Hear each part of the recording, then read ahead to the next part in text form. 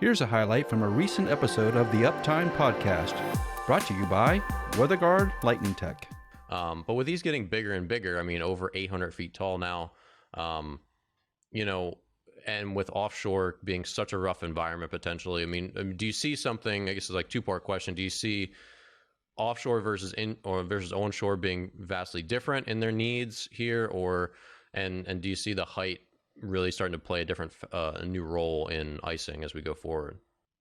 The height definitely for ice detection. So we see that also as we have sensors also on the tips, that you can see icing especially happening first at the tips, and then sometimes really that you don't have anything closer to the root, which also is sometimes it's like you said, a cloud, like the blade really dipping into a cloud, or most of the times it's also the higher speed that accumulates and aerodynamic effects having more ice on the tip.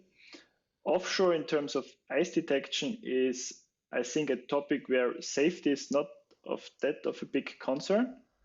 And it's also seen a little bit different. So we have equipped offshore turbines, but more of in terms of avoiding a service team going there if there is some ice on the nacelle, on the tower. So because then they're going there with a helicopter or with a boat, and they are not allowed to enter the turbine because there are ice and there might be the risk of falling ice down. So they do want to avoid costs for going there for nothing, but not in terms of falling ice, because what happens if the ice falls down, it goes into the sea, and nobody cares.